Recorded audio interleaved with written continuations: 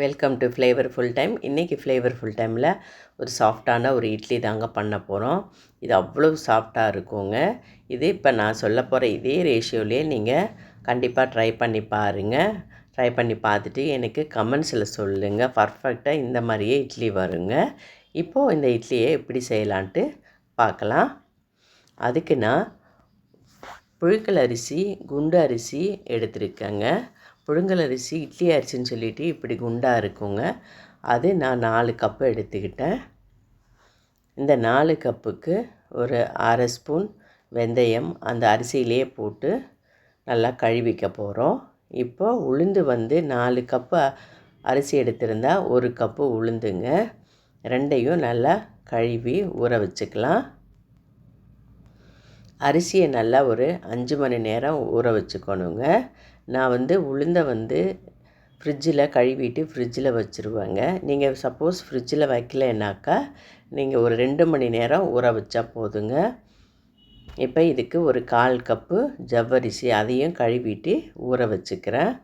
இந்த ஜவ்வரிசி போடும்போது தாங்க உங்களுக்கு வெள்ளையாகவும் நல்லாவும் இருக்கும்.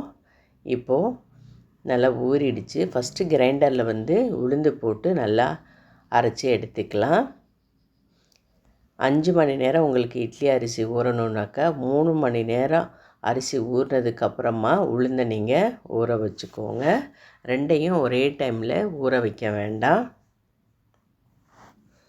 மாவு பாருங்கள், உளுந்து போட்டு மாவு எப்படி நல்லா பந்து மாதிரி எப்படி பொங்கி நல்லா அரைச்சி வந்திருக்கு பாருங்கள். இந்த மாதிரி இருக்கணுங்க. இப்படி தூக்கி போடும்போது இப்படி பால் மாதிரி இப்படி விழுகுது பாருங்கள், கையில் ஒட்டாமல். இப்படி தாங்க இருக்கணும். இப்படி இருந்தால் தான் உங்களுக்கு இட்லி நல்லா சாஃப்டாகவும் இருக்குங்க. இப்போது இதை எடுத்துடலாம். இப்போ எடுத்து இந்த இதில் ஃபஸ்ட்டு ஜவ்வரிசியை போட்டு கொஞ்சம் நல்லா அரைப்பட்ட பிறகு அப்புறமா நம்ம அரிசியை போட்டுடலாம். அரிசியை போட்டுட்டு இதுவும் நல்லா அரையட்டுங்க. நல்லா நைஸாகவே அரைச்சி எடுத்துருங்க. நான் இப்படி தாங்க நல்லா நைஸாகவே அரைச்சி எடுத்துருவேன். ரவை மாதிரி குறன்னு நான் அரைச்சி எடுக்க மாட்டேன். நல்லா நைஸாகவே அரைச்சி எடுத்துடலாம். தண்ணி விட்டு நல்லா அரைச்சிட்டு வரட்டுங்க. எப்போவுமே நீங்கள் கிரைண்டரில் போடும்போது உளுந்து போட்டு ஆட்டி எடுத்துருங்க. அப்புறமா அரிசி போட்டு அரைச்சி எடுங்க. இப்போது இதுவும் நல்லா அரைப்பட்டுடுச்சு. இதையும் எடுத்துடலாங்க. இதை நான் ஒரு டப்பாவில் எடுத்து வச்சுருக்கேன். இப்போ இதுக்கு தேவையான உப்பு போட்டு நல்லா கரைச்சி வச்சிடலாங்க. நான் எக்ஸ்ட்ரா தண்ணி எதுவும் ஊற்றலைங்க. அந்த கிரைண்டர் கழுவின தண்ணி கொஞ்சமாக ஒரு 1/2 டம்ளர் அளவுக்கு ஊற்றி இருக்கேன் அதில். அவ்வளோதான். நல்லா திக்காகவே நல்லா இப்படி கரைச்சி வச்சிடலாங்க. நல்லா கீழே உங்களுக்கு அரிசி மாவு நம்ம எடுத்தது நல்லா செட் ஆகிருக்கும். அது நல்லா நம்ம கையால் எடுத்து மாவை இப்படி தூக்கி அந்த இது பாத்திரத்தில் ஊற்றணுங்க. அப்போ தாங்க ஏரெல்லாம் உங்களுக்கு உள்ளே போய் நல்ல பபுள்ஸ் எல்லாம் இட்லி சாஃப்டாக இருக்கும். இது உங்களுக்கு ஒரு 8 மணி நேரம் புளிக்கட்டும். இதை அப்படியே வச்சிடலாம். 8 மணி நேரத்துக்கு அப்புறமா நான் இன்னொரு பாத்திரத்தில் எடுத்து கொட்டி வச்சுட்டேங்க. உங்களுக்கு டப்பாலேயே இருக்கலாங்க, அதனால் ஒன்றும் இல்லை. ஆனால் நான் ஒரு பாத்திரத்தில் கிண்ணத்தில் எடுத்து ஊற்றி வச்சுட்டேன். இப்போது இட்லி பாத்திரத்தில் ஊற்றிக்கலாம். இந்த இந்த மாதிரி இட்லி பாத்திரத்தில் உங்களுக்கு எண்ணெய் தேய்ச்சும் இட்லி ஊற்றலாம். நான் இந்த மாதிரி துணி போட்டு தாங்க இட்லி ஊற்ற போகிறேன். இந்த மாதிரி துணியை ஈரம் பண்ணிவிட்டு அதை போட்டுட்டு இப்போது எல்லா குழியிலையும் ஒவ்வொரு கரண்டி ஊற்றிடுங்க. ஃபுல்லாக எல்லாம் ஊற்றிட்டு நம்ம இதை இட்லி குண்டானுக்குள்ளே வச்சிட வேண்டியதுதான். இப்போ எல்லாத்துலேயும் ஊற்றிட்டேன். இப்போது இட்லி குண்டானில் வச்சிடலாங்க. ஃபஸ்ட்டு தண்ணி ஊற்றி நல்லா கொதிக்க விட்டுடுங்க. அப்புறமா நீங்கள் இட்லி ஊற்றி இப்படி வச்சுட்டு மூடி வச்சுருங்க. ஒரு 5 நிமிஷத்துலேயே நல்லா வெந்துருங்க. வெயிட் பண்ணலாம். பாருங்கள், நல்லா ஆவி நல்லாவே வந்துருச்சு. இப்போ நம்ம இதை திறந்து பார்க்கலாம். இட்லி எல்லாம் சட்டுனே வெந்துருங்க. ரொம்ப டைமே எடுக்காது. ஒரு 5 நிமிஷத்துலேயே வெந்துடும். பாருங்கள் நல்லா எப்படி இட்லி வந்து உப்பு எப்படி வந்திருக்கு பாருங்கள். இதை வெந்துருச்சான்னு செக் பண்ணுறதுக்கு ஒரு ஸ்பூனை நனைச்சிட்டு இப்போ அடிப்பாகத்தில் இப்படி விட்டு எடுத்திருக்கேன் பாருங்கள். ஒட்டவே இல்லை.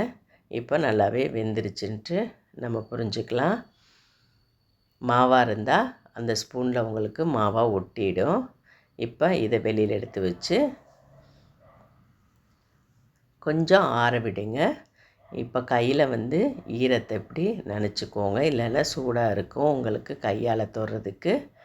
இப்போ அப்படியே திருப்பி ஒரு தட்டில் திருப்பி போட்டும் எடுக்கலாம். நீங்கள் ஒவ்வொரு இட்லியாகவும் இப்படி கையில் ஈரம் வச்சுக்கிட்டு எப்படி எடுங்க. பாருங்கள், துணியில் ஒட்டாமல் நல்லாவே வருது. எப்படி வந்திருக்கு பாருங்கள். மல்லிகைப்பூ மாதிரி இட்லி அவ்வளோ சாஃப்டாக இருக்குங்க. உங்களுக்கு 2 நாள் 3 நாள் ஆனாலும் இட்லி வந்து உங்களுக்கு இதே எப்படி நம்ம எடுக்கும்போது எப்படி சாஃப்டாக இருந்ததோ அதே மாதிரியாவே இருக்குங்க. நீங்கள் கண்டிப்பாக இதை நீங்கள் ட்ரை பண்ணி பாருங்கள். பாருங்கள், எடுத்துட்டேன். வெள்ளை வெள்ளேருன்னு எப்படி இருக்குது பாருங்கள் இட்லி. நான் உங்களுக்கு பிச்சு காமிக்கிறேன். எவ்வளோ சாஃப்டாக இருக்குன்னு நான் உங்களுக்கு காமிக்கும் போதே உங்களுக்கு தெரியும்னு நினைக்கிறேன். நான் இப்போ உங்களுக்கு சொன்ன இதே அளவுலேயே நீங்கள் ட்ரை பண்ணி பாருங்கள். 4 கப்பு இட்லி அரிசினாக்கா 1 கப்பு உளுந்துங்க. தலை தட்டி எடுத்தாலும் தலை தட்டி எடுங்க, குமிச்சு எடுத்தாலும் குமிச்சு எடுங்க. 1/2 ஸ்பூன் வெந்தயம், 1/4 கப்பு ஜவ்வரிசிங்க. சின்ன வெள்ளை ஜவ்வரிசிங்க. பாயசத்துக்கு போடுற பெரிய ஜவ்வரிசி இல்லை. கண்டிப்பாக இதே மாதிரியே நீங்கள் பண்ணி பார்த்துட்டு எனக்கு கமெண்ட்ஸில் சொல்லுங்கள். நான் செஞ்ச இந்த இட்லி எப்படி இருக்குன்ட்டு. கண்டிப்பாக லைக் பண்ணுங்கள், ஷேர் பண்ணுங்கள். மறக்காமல் ஃப்ளேவர்ஃபுல் டைமை சப்ஸ்கிரைப் பண்ணுங்கள். இந்த இட்லியை வந்து தேங்காய் சட்னி, கார சட்னி, சாம்பாரோடு சாப்பிடும்போது அட்டகாசமாக இருக்குங்க. நீங்களும் ட்ரை பண்ணி பாருங்கள். இந்த வீடியோ பார்த்தவங்க எல்லாருக்கும் ரொம்ப ரொம்ப நன்றி. இன்னொரு புது வீடியோவில் சந்திக்கலாம்.